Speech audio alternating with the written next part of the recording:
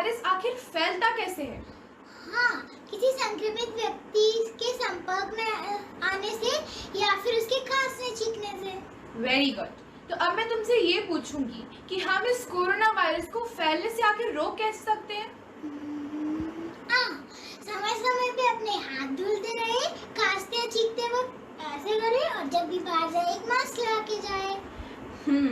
तो अब मैंने एक और चीज कुछ सुनी थी, क्या था वो? Physical distancing. ये फिजिकल डिस्टेंसिंग क्या है?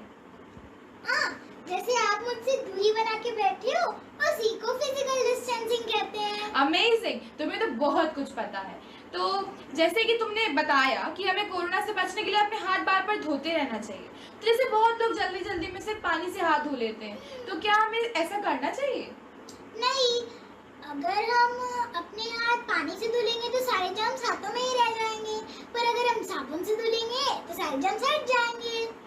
अच्छा, तो अब मैं तुमसे एक और सवाल पूछना चाहती हूँ। जैसे बहुत लोगों के अलग अलग नाम होते हैं, वैसे क्या कोरोना वायरस का भी कोई और नाम है? हाँ, कोविड-19। और इस कोविड-19 शब्द का आखिर मतलब क्या है? कोविड मतलब कोरोना वायरस डिजीज और 19 में शुरू हुआ था, इसलिए इसको 19 कहते हैं। Wow, it's very good. अब मैं तुमसे ये पूछना चाहती हूँ कि जैसे किन लोगों को इस वायरस से सबसे ज्यादा खतरा है? 10 साल से कम उम्र के बच्चों को और बुजुर्ग लोगों को। बुजुर्ग लोग यानी? नाना नानी, दादा दादी। तुम्हें तो बहुत कुछ पता है, मुझे बहुत अच्छा लगा। अब मैं तुमसे ये पूछना चाहती हूँ कि जैसे कभी कभी किसी बहुत जरूरी काम के चलते हमें बाहर जाना पड़ता है, तो अगर हम कभी बाहर जाएं तो हमें क्या क्या सावधानियां बरतनी चाहिए? ये तो बहुत आसान है। हमें ग्लव्स पहन के जाना चाहिए, मास्क लगाना चाहिए और एक सैनिटाइजर की बोतल रखनी चाहिए और उसको समय समय पे इस्तेमाल करना चाहिए। अच्छा, तो अगर हमें मान लो कोरोना के लक्षण आना शुरू हो जाएं, तो हमें क्या करना चाहिए? ये भी आसान है, तुरंत डॉक्टर के पास जाना चाहिए। जैसे कि अभी तुम जानती हो कि हम सभी अभी घर ही पर हैं, तो हमें अपनी ताकत को बढ़ाने के लिए, अपनी इम्यूनिटी को बढ़ाने के लिए क्या क्या चीजें करनी चाहिए? योगा करना चाहिए, एक्सरसाइजेस करनी चाहिए और हेल्दी फूड खाना चाहिए। हेल्दी फूड जैसे?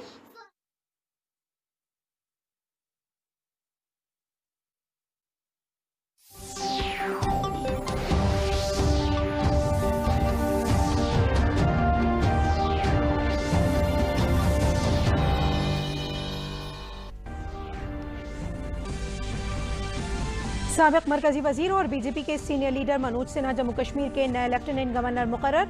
सदर जमहूरिया रामनाथ कोविंद ने जम्मू कश्मीर के लेफ्टिनेंट गवर्नर गिरीश चंद्र मुर्मू का इस्तीफा किया मंजूर। वजीर आजम नरेंद्र मोदी ने अयोध्या में श्री राम मंदिर तामीर का रखा संगे बुनियाद। कहा, अयोध्या में राम मंदिर अज़्म और ताकत की बनेगी जदीद मिसाल। वजीर आजम ने मर्यादा पुरुषोत्तम श्री राम और उनके उसूलों का किया जिक्र। कहा, आने वाली नस्लों को अकीदत और अज़्म की देती रहेगी तरगीब। अयोध्या में भूमि पूजन प्रोग्राम में हिस्सा लेने के बाद वजीर आला योगी आदित्यनाथ ने अपनी रिहाइशगाह पर किया दीपोत्सव का इनेकाद। मथुरा, वाराणसी और चित्रकूट समेत पूरी रियासत में लोगों ने दीपोत्सव मनाकर किया खुशी का इजहार। और रिजर्व बैंक ने किया मॉनिटरी पॉलिसी कमेटी के फैसलों का ऐलान। रेपो रेट और रिवर्स रेपो रेट में कोई तब्दीली नहीं। आरबीआई गवर्नर शक्तिकांत दास ने कहा, मॉनिटरी पॉलिसी के सिलसिले में सख्त रुख तब तक रहेगा जारी जब तक इसकी जरूरत होगी। आदाब, खबरों के साथ हाजिर हूं मैं दीबा हाशमी और अब खबरें तफसील से। बीजेपी के लीडर और साबिक वजीर मुमलिकत बराए मवासिलात और रेलवे मनोज सिन्हा को सदर जमहूरिया रामनाथ कोविंद ने मरकज के जेर निगरान रियासत जम्मू कश्मीर का नया लेफ्टिनेंट गवर्नर मुकर्रर किया है। वो मौजूदा गवर्नर गिरीश चंद्र मुर्मू की जगह लेंगे।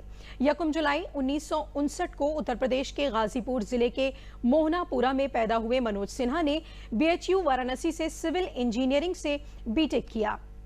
बाद में उन्होंने इसी इंस्टीट्यूट में सिविल इंजीनियरिंग में एमटेक भी मुकम्मल किया। मनोज सिन्हा के सियासी कैरियर की शुरुआत 1982 में बनारस हिंदू यूनिवर्सिटी के तुलबा यूनियन सदर के तौर पर शुरू हुई और फिर 1996 और 1999 में वो लोकसभा के लिए मुंतखब किए गए। उत्तर प्रदेश के गाजीपुर से 3 मरतबा लोकसभा में उन्होंने बीजेपी के नुमाइंदगी की। मनोज सिन्हा 1989 से 1996 तक बीजेपी के कौमी काउंसिल के रुकन भी रहे। मनोज सिन्हा को ज़राअत का बहुत शौक रहा है और यही वजह है कि उन्होंने गुज़िश्ता दावों में ज़राअत को बेहतर बनाने में सरगर्मी से काम किया। उनकी अहलिया नीलम सिन्हा बिहार के नालंदा जिले के बिहार शरीफ की रहने वाली हैं। उनका एक बेटा और एक बेटी है। जम्मू कश्मीर से दफा 370 हटने के 1 साल बाद मनोज सिन्हा को यह जिम्मेदारी दी गई है। सिन्हा की एक अच्छे सियासतदान, हुनरमंद एडमिनिस्ट्रेटर और ईमानदार समाजी खिदमतगार की छवि रही है। नई जिम्मेदारी संभालने में ये खूबियां काम आएंगी। मरकजी वजीर बराए इत्तलात और नशरियात प्रकाश जावड़ेकर ने ट्वीट करके मनोज सिन्हा को जम्मू कश्मीर का नया लेफ्टिनेंट गवर्नर मुंतखब होने पर मुबारकबाद दी है।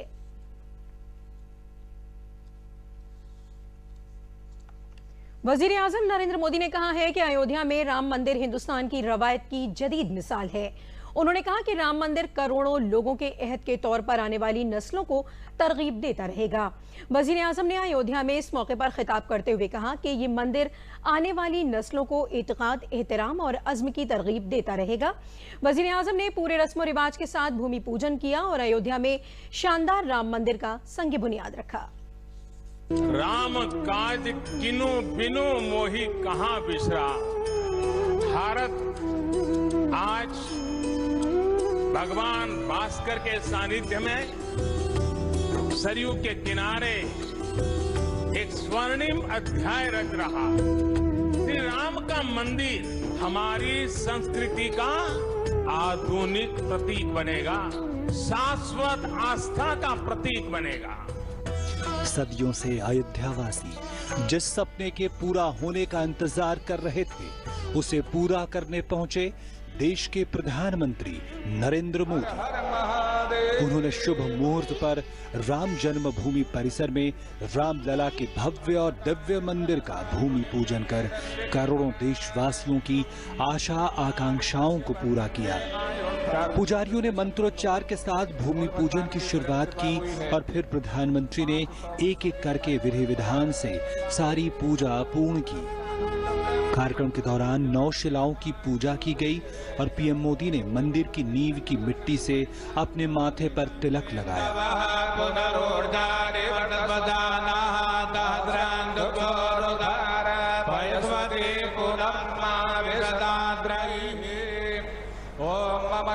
ये मंदिर करोड़ों करोड़ लोगों की सामूहिक संकल्प शक्ति का भी प्रतीक बनेगा।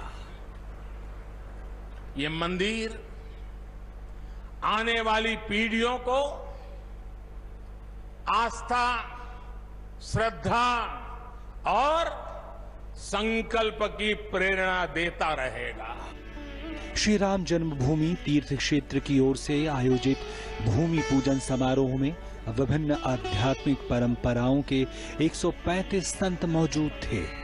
पूजा के बाद पीएम मोदी ने राम मंदिर आंदोलन के दौरान संघर्ष करने वालों को याद किया। बरसों से टाट और टेंट के नीचे रहे हमारे रामलला के लिए अब एक भव्य मंदिर का निर्माण होगा।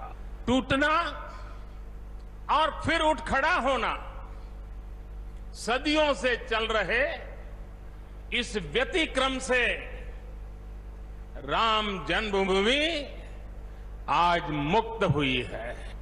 राम मंदिर के लिए कई कई सदियों तक कई कई पीढ़ियों ने अखंड अविरत एक निष्ठ प्रयास किया है। आज का ये दिन उसी तप, त्याग और संकल्प का प्रतीक है। रामलला के मंदिर का भूमि पूजन हुआ तो प्रधानमंत्री ने मर्यादा पुरुषोत्तम श्री राम और उनके आदर्शों का जिक्र किया और बताया कि कैसे देश के कण कण और लोगों के मन में राम बसे हैं। आप भगवान राम की अद्भुत शक्ति देखिए। इमारतें नष्ट हो गई, क्या कुछ नहीं हुआ? अस्तित्व मिटाने का हर कोई प्रयास हुआ, बहुत हुआ, लेकिन राम आज भी हमारे मन में बसे हैं, हमारी संस्कृति के आधार है। श्री राम भारत की मर्यादा है।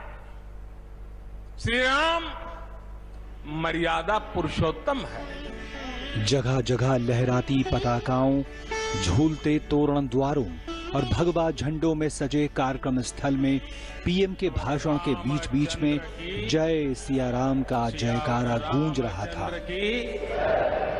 जय सिया राम। राम की रीति और नीति का जिक्र करते हुए प्रधानमंत्री ने बताया कि इसी के आधार पर देश में राम राज्य का सपना देखा गया। ये भी श्री राम की नीति है, और वो क्या है? भय बिनु होई न प्रीति। इसलिए हमारा देश जितना ताकतवर होगा, उतनी ही प्रीति और शांति भी बनी रहेगी। राम की यही नीति, राम की यही रीति सदियों से भारत का मार्गदर्शन करती रही है। राष्ट्रपिता महात्मा गांधी ने इन्हीं सूत्रों, इन्हीं मंत्रों के आलोक में राम राज्य का सपना देखा था। विशिष्ट मुहूर्त में विशिष्ट गणमान्य व्यक्तियों की उपस्थिति में विश्व संस्कृति की विशिष्टतम घटना यहां पर हुई। प्रधानमंत्री नरेंद्र मोदी ने दिव्यतम भव्यतम राम मंदिर के लिए भूमि पूजन किया। ये केवल एक मंदिर नहीं होगा, ये राष्ट्र मंदिर होगा। यहाँ मूर्ति रूप में तो रामलला विराजमान होंगे, लेकिन अमूर्त रूप में भगवान श्री राम ममत्व का, समत्व का, बंधुत्व का संदेश समूची संस्कृति को और मानव जाति को देते रहेंगे। आशुतोष शुक्ला, शैलेंद्र मिश्र और अश्विनी मिश्र की रिपोर्ट, डीडी न्यूज अयोध्या। वजीर आजम नरेंद्र मोदी की मां हीराबेन ने राम मंदिर के भूमि पूजन की खुशी में गुजरात में वाक़ अपने घर में रंगोली बनाई और दिए जलाए।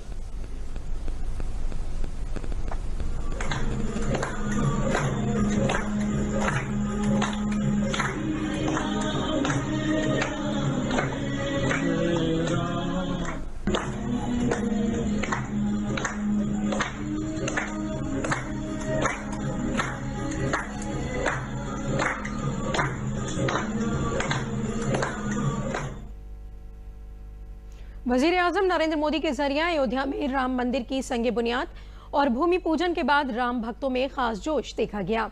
अयोध्या में दिन में होली तो रात में दिवाली का माहौल रहा। अयोध्या की सड़कें, गलियां, मंदिर और घरों के साथ साथ राम की पैड़ी शाम होते ही जगमगा गई और हर सू एक दिलफरेब नजारा दिखाई देने लगा, जैसे कि पूरा माहौल राममय हो गया हो। सरयू किनारे लोग दीपदान करके अपने जज्बात का इजहार कर रहे थे। भूमि पूजन के बाद अयोध्या शानदार राम मंदिर तामीर के ख्वाब में रात भर जश्न में डूबी रही। राम भक्तों ने कहा कि यह सब कुछ वजीर आजम नरेंद्र मोदी और वजीर आला योगी आदित्यनाथ की वजह से ही मुमकिन हो सका है और अब अयोध्या की तरक्की तेजी से होगी, जो अयोध्या बाशिंदों की चौतरफा तरक्की की बुनियाद भी बन जाएगी। अयोध्या में भगवान राम की जन्मभूमि में शानदार मंदिर के भूमि पूजन के सिलसिले में धर्मनगरी चित्रकूट में भी काफी जोश दिखाई दिया। सुबह से मुख्तलिफ मठ मंदिरों में सुंदरकांड और हनुमान चालीसा का पाठ शुरू हो गया था। सभी मठ मंदिरों, तंजीमों और खास मकामात को दिलफरेब लाइटिंग से सजाया गया था। शाम होते ही चित्रकूट दियों की रोशनी से जगमगा उठा। पूरा माहौल राममय नजर आने लगा। घर घर दीप जलाए गए। इस दौरान तवज्जो का मरकज रामघाट और कादमगिरी परिक्रमा मुकाम पर वाक़ई भगवान कामतानाथ के खास मुखारबिंद मंदिर रहे, जहां भगवान कामतानाथ जी का शानदार श्रृंगार और महाआरती की गई। वहीं संत महंतों ने बताया कि 500 बरस की तवील जद्दोजहद के बाद ये खुशी का लम्हा आया है, जिसका सबको बेसब्री से इंतजार था। चित्रकूट का और अयोध्या धाम का दोनों का अभिन्न संबंध है। भगवान अपने वनवास काल में 11.5 वर्ष इसी कामतगिरी पर्वत पर रहे और 12 वर्षों तक उन्होंने चित्रकूट धाम में लीलाएं की हैं। आज भी वो अवशेष हैं जिनका हम दर्शन करते हैं और लोग कामतगिरी की परिक्रमा करके सारे मनोरथ उनके पूर्ण होते हैं। तो ऐसा अयोध्या और चित्रकूट का संबंध भगवान राम से अभिन्न रहा है। तो जैसा अयोध्या धाम में खुशियाँ मनाई गई, वैसे ही चित्रकूट धाम में भी खुशियाँ मनाई गई। भव्य राम मंदिर बनने से अयोध्या में जो अयोध्या से वनवास था उनका वो पूरा हुआ और वहाँ पर भव्य मंदिर बनेगा और भगवान राम जी के ये उत्सव में उत्साह में पूरा चित्रकूट आह्लादित है और सब जगह दीपक जल रहे हैं, दीपोत्सव मनाया जा रहा है। सैकड़ों वर्षों की साधना, सैकड़ों बलिदान के बाद आज यह बिल्कुल असली दीपावली आज ही है। राम का मंदिर तो राम राज्य की शुरुआत है। आज हमारे प्रधानमंत्री जी ने जो आधारशिला रखी है, तो बस अब ये भारत में राम राज्य स्थापित होगा और राम राज्य के इसमें भारत फिर से विश्व गुरु बनेगा। अयोध्या में भगवान श्री राम के शानदार मंदिर की संगे बुनियाद रखे जाने का जश्न भगवान श्री कृष्ण की नगरी मथुरा में निहायत जोशो खरोश के साथ मनाया गया। ब्रिज मंडल के खास मंदिरों में द्वारकाधीश मंदिर, वृंदावन ठाकुर बाके बिहारी जी मंदिर, प्रियकांत जी मंदिर, गोवर्धन गिरिराज जी मंदिर, बरसाना, नंदगांव, गोकुल और खास मंदिरों में शंख की आवाज के दरमियान आरती का इनेकाद हुआ। वहीं राम भक्तों ने यमुना का पूजन कर जश्न का लुत्फ उठाया।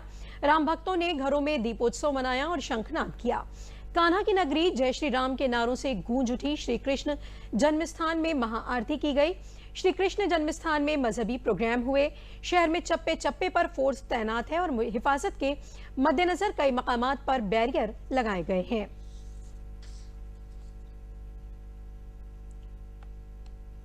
आज संपूर्ण विश्व राम में है, संपूर्ण कृष्ण जन्मभूमि, संपूर्ण व्रज भी राम में है। आज देखिए, भगवान जब तुलसीदास जी महाराज श्री कृष्ण जन्मस्थान के दर्शन करने पधारे थे, तो भगवान को बांसुरी और लकुट मुकुट में देखकर उन्होंने प्रार्थना की कि का बरनऊ छवि आपकी भले बने हो नाथ, और तुलसी मस्तक तब नवे जब धनुष बाण लो हाथ। तो ऐसी मान्यता है कि भगवान श्री कृष्ण ने बांसुरी को त्याग कर धनुष को धारण किया और तुलसीदास जी को स्वयं राम वेश में दर्शन दिए हैं। आज उसी भावना से ब्रज में श्री कृष्ण जन्मभूमि पर भगवान श्री कृष्ण भक्तों को राम के रूप में दर्शन दे रहे हैं। सार्वभौम राजा राम का रूप धारण किया हुआ है। जैसे अयोध्यावासी उस समय भाग्यशाली थे त्रेता युग में कि उन्होंने भगवान श्री राम को राजगद्दी पर विराजमान होते हुए देखा। इस समय जो इस संसार में जितने भी सनातनी हैं वो उतने ही भाग्यशाली हैं कि आज भगवान श्री राम को अयोध्या में वो मंदिर में विराजमान देखेंगे। आज बड़ा हिंदू धर्म में बहुत बड़ा पर्व है आज, क्योंकि जो श्री राम प्रभु जी का जो आज मंदिर का शिलान्यास हुआ है माननीय प्रधानमंत्री जी के द्वारा, इसको लेके पूरे देश में हर्षोल्लास है और एक दीपावली और एक त्योहार के रूप में हम लोग सब मना रहे हैं। राम मंदिर के संगे बुनियाद के मौके पर गाजियाबाद के रुकन पार्लियामेंट मरकजी वजीर जनरल वी.के. सिंह ने गाजियाबाद के चौपला मंदिर में वाक़े कदीम हनुमान मंदिर में राम दरबार का क़याम किया और प्रसाद तकसीम किया। इस मौके पर वजीर मुमलिकत अतुल गर्ग और दीगर बीजेपी कारकुन मौजूद थे। General VK. सिंह ने अयोध्या में राम मंदिर की संगे बुनियाद के लिए मुल्क की आवाम को मुबारकबाद दी। संगे बुनियाद प्रोग्राम में सीनियर लीडरों के न आने पर उन्होंने कहा कि कोविड-19 की वजह से इस प्रोग्राम में उन लोगों को नहीं बुलाया गया।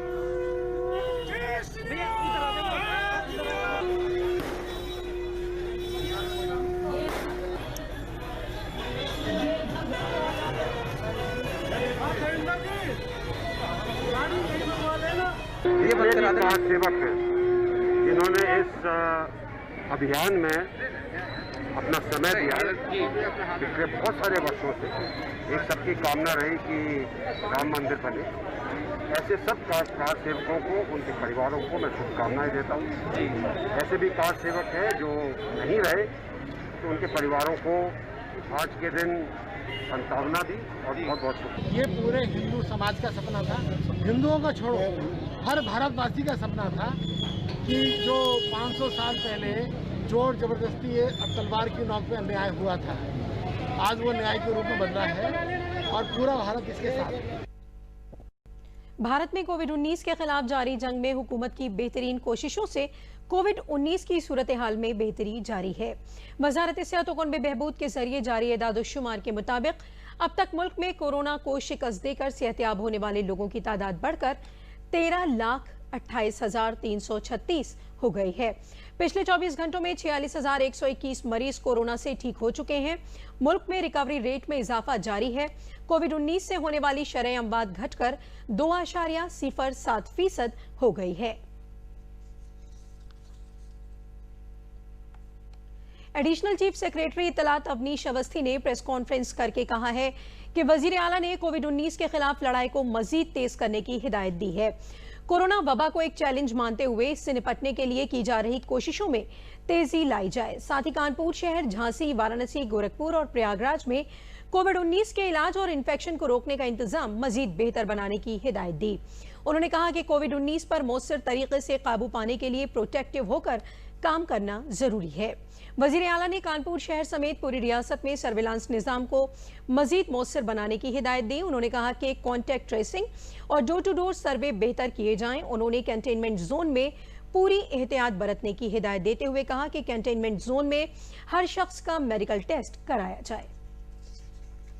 माननीय मुख्यमंत्री जी के तरफ से ली गई, उन्होंने कहा कि इस लड़ाई को और तेज करना है और महामारी को एक चुनौती मानते हुए तेजी से लड़ना है और इसके प्रभावी नियंत्रण के लिए प्रोएक्टिव होना है। आज उन्होंने निर्देश दिए।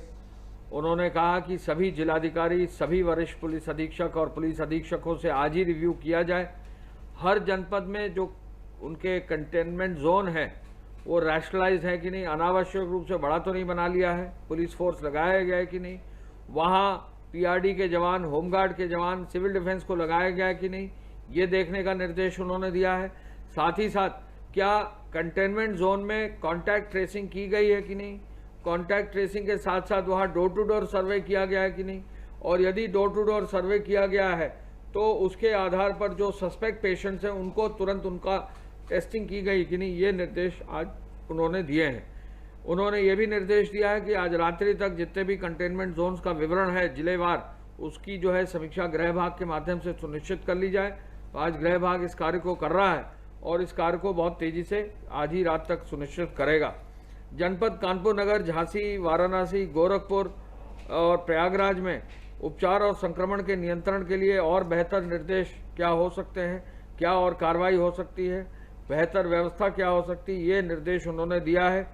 कुछ जनपदों में जो चिकित्सकीय व्यवस्था है उस पर उन्होंने यह कहा है कि वहाँ और बेहतर चिकित्सकीय व्यवस्था कैसे हो सकती है, होल्डिंग एरिया में कैसे समय कम हो सकता है, एम्बुलेंस में कहीं कोई जो है कठिनाई ना हो, एम्बुलेंस टाइम से पहुंचकर कैसे अस्पतालों में टाइम से दाखिल कर सकते हैं, ये भी निर्देश उन्होंने दिए हैं। उन्होंने ये कहा है कि जहां भी चिकित्सकों की टीम भेजी जाए वो चिकित्सा व्यवस्था को सुदृढ़ करने के लिए संबंधित मार्गदर्शन दें। एसजीपीजीआई और केजीएमयू की टीम अलग अलग जनपदों में जाने का निर्देश उन्होंने दिया है।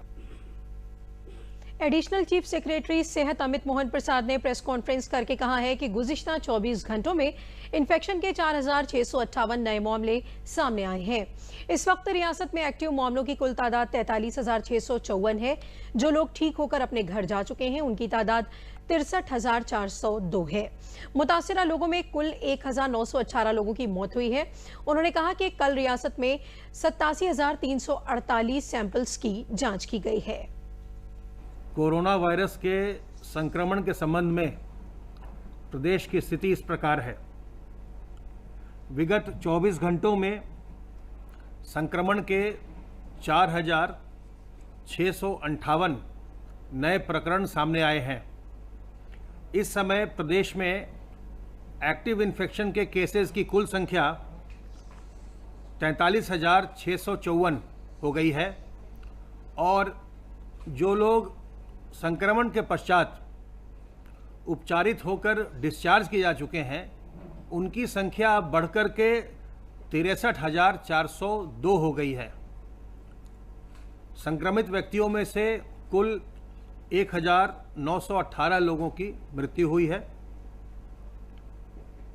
कल प्रदेश में 87,348 सैंपल्स की जांच की गई और अब तक प्रदेश में कुल मिलाकर 27,97,687 सैंपल्स की जांच की जा चुकी है। रियासत में सैलाब की सूरत हाल के बारे में बताते हुए रियासत के काबीनी वजीर अनिल राजभर ने कहा है कि रियासत के 15 जिले सैलाब से मुतासिर हैं। उन्होंने बताया कि बलिया और महाराजगंज 2 जिले मजीद सैलाब से मुतासिर हुए हैं। अनिल राजभर ने कहा कि राप्ती नदी, शारदा नदी और सरयू नदी अयोध्या बाराबंकी में खतरे के निशान से ऊपर बह रही है। वजीर आला ने सख्ती के साथ जिला मजिस्ट्रेटों को हिदायत दी है कि हाल में सभी बांधों पर मुसलसल पेट्रोलिंग की जाए। उत्तर प्रदेश के 15 जनपद बाढ़ प्रभावित हुए हैं। 2 जनपदों की वृद्धि हुई है, बलिया और महाराजगंज। ये 2 जिले भी बाढ़ प्रभावित हुए हैं और ख़ास तौर पर जो हमारी राप्ती नदी है, ये गोरखपुर में खतरे के निशान से ऊपर जा रही है। शारदा लखीमपुर खीरी में जो पलिया जगह है वहाँ पर खतरे के निशान से ऊपर जा रही है। और सरजू जी ये बलिया, अयोध्या और बाराबंकी में, ये 3 जनपदों में ये खतरे के निशान से ऊपर बह रही हैं। एक विशेष चीज़ श्रद्धेय मुख्यमंत्री जी ने आज जोड़ा है और बहुत ही कड़ाई के साथ जिला प्रशासन को निर्देश जारी हुए हैं, जिलाधिकारियों को उन्होंने निर्देशित किया है कि हमारे जो तटबंध हैं उस पर निरंतर पेट्रोलिंग होनी चाहिए। राप्ती नदी के बाएं तट पर 16वें किलोमीटर पर कुछ तटबंध में कुछ रिसाव हुआ है। मट्टी की बोरियां डालकर और भी तमाम फिल्टर का उपयोग कर सीपेज को नियंत्रण करने का प्रयास चल रहा है और उसकी निगरानी भी बढ़ा दी गई है। आगे वो तटबंध पूरी तरीके से सुरक्षित रहे, इसकी व्यवस्था सुनिश्चित करने के भी आदेश जारी कर दिए गए हैं। वजारत खारजा ने चीन को भारत के अंदरूनी मामलात में दखल न देने की सलाह दी है। एक सवाल के जवाब में वजारत खारजा के तर्जुमान अनुराग श्रीवास्तव ने कहा है कि हमने भारत के जेर निगरान रियासत जम्मू कश्मीर पर चीन की वजारत खारजा के तर्जुमान की तनकीद को नोट किया है और चीन को इस मामले में मदाखलत करने का कोई इख्तियार नहीं है। इसके साथ ही वजारत खारजा के तर्जुमान ने कहा कि चीन को भारत के अंदरूनी मामलात में दखल देने से बचना चाहिए। रिजर्व बैंक ने मॉनिटरिंग पॉलिसी कमेटी के फैसलों का ऐलान किया। आरबीआई के गवर्नर शक्तिकांत दास ने बताया कि रिजर्व बैंक ने रेपो रेट और रिवर्स रेपो रेट में कोई भी तब्दीली नहीं की है। गवर्नर शक्तिकांत दास ने कहा कि रेपो रेट को 4% और रिवर्स रेपो रेट को 3.3% पर बरकरार रखा गया है। शक्तिकांत दास ने कहा कि मॉनिटरिंग पॉलिसी के लिए सख्त रुख तब तक जारी रहेगा जब तक इसकी जरूरत होगी। इसके साथ ही उन्होंने कहा कि महंगाई शरह पर हमारी पूरी नजर है और हमारी पूरी कोशिश भी है कि कोरोना के असर को कम से कम किया जाए। इसके साथ ही उन्होंने बताया कि बस्ती और छोटी सनतों की बेहतरी के लिए कई कदम उठाए गए हैं। The MPC sifted through domestic and global conditions and evaluated their unfolding impact on the overall outlook for India and the world.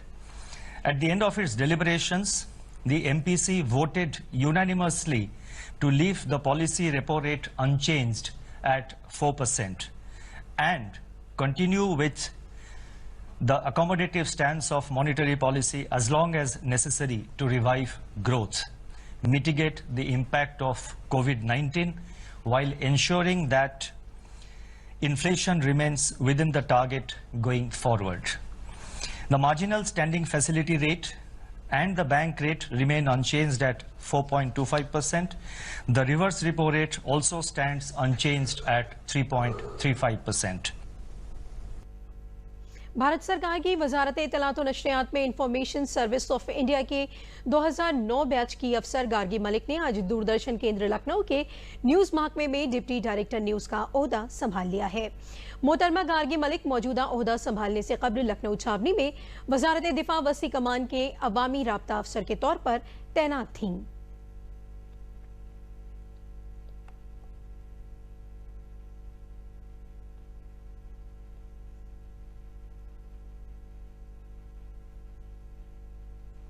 वहीं इंफॉर्मेशन सर्विस ऑफ इंडिया के साल 2012 बैच के अफसर शांतनु प्रताप सिंह ने लखनऊ छावनी में वजारत दिफा वस्ती कमान के अवामी राब्ता अफसर का काम आज से संभाल लिया है। शांतनु प्रताप सिंह मौजूदा ओहदा संभालने से कब्ल चंडीगढ़ में वाक़ RNU ऑल इंडिया रेडियो में डिप्टी डायरेक्टर न्यूज के ओहदे पर तैनात थे। उत्तर प्रदेश रियासती सड़क ट्रांसपोर्ट कॉरपोरेशन के जरिए लखनऊ आगरा एक्सप्रेसवे पर होने वाले हादसात को रोकने के लिए मौसर कदम उठाए गए। उत्तर प्रदेश रियासती सड़क ट्रांसपोर्ट कॉरपोरेशन के मैनेजिंग डायरेक्टर राजशेखर ने बताया कि हादसात की रोकथाम वजीर आला और उत्तर प्रदेश हुकूमत की तरजीहात में है। इस सिमत ट्रांसपोर्ट कॉरपोरेशन ने ऐसे कई अहम कदम उठाए हैं जिससे बसों को चलाते वक्त हादसात में कमी लाई गई है।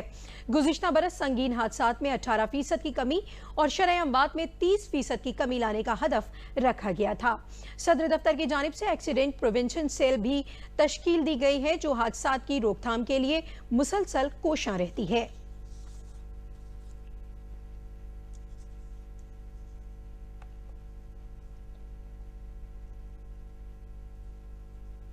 देखिए, दुर्घटनाओं का रोकथाम माननीय मुख्यमंत्री जी का और उत्तर प्रदेश शासन की प्राथमिकता में है और उसी दिशा में परिवहन निगम ने पिछले एक साल में कई ऐसे अहम कदम उठाए हैं जहां पे जो है हम लोगों ने बेहतर तरीके से बसों का संचालन करते हुए दुर्घटनाओं में कमी लाई है। हम लोगों ने एक नया SOP जारी किया है जिसके तहत जो एक्सप्रेसवे पे हमारे जो ये कैटेगरी के जो बसेस होते हैं जिनका कंडीशन फिजिकल कंडीशन बहुत ही अच्छा होता है तो उनको जो है ही संचालन किया जाएगा और ड्राइवर भी जो जिनका 5 साल का बेहतर संचालन का ट्रैक रिकॉर्ड है और जो बहुत ही जिम्मेदारी से जो एक्सप्रेसवे का नियम होते हैं बस संचालन का उसको फॉलो करते हुए बस संचालन करते हैं उन्हीं को जो है एक्सप्रेसवे पे बस चलाने के लिए अनुमति दी जाएगी।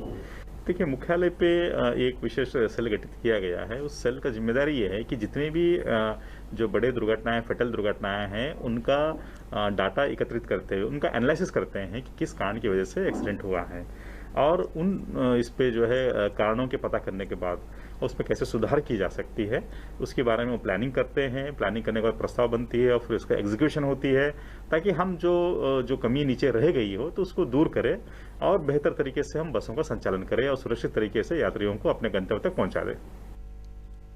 कोरोना से जंग में योग और आयुर्वेद की अहमियत को आवाम तक पहुंचाने के मकसद से सोनभद्र के देही इलाकों में मुख्तलिफ प्रोग्रामों का इनेकाद किया जा रहा है। पतंजलि योग पीठ से जुड़े आचार्य अजय कुमार पाठक के जरिए रोजाना जिले के मुख्तलिफ गाँव में योग कैंप मुनक़िद करके लोगों को न सिर्फ योग के बारे में बताया जा रहा है बल्कि जिस्म की इम्यूनिटी बढ़ाने वाले आयुर्वेदिक पौधों से भी लोगों को वाकिफ कराकर उन्हें मुफ्त पौधे दिए जा रहे हैं। आचार्य अजय पाठक ने बताया कि इन प्रोग्रामों के इनेकाद का मकसद देही है कि कोरोना के खिलाफ इस जंग में लोगों को इन पौधों से वाकिफ कराकर हर घर में इसे कायम किया जा सके।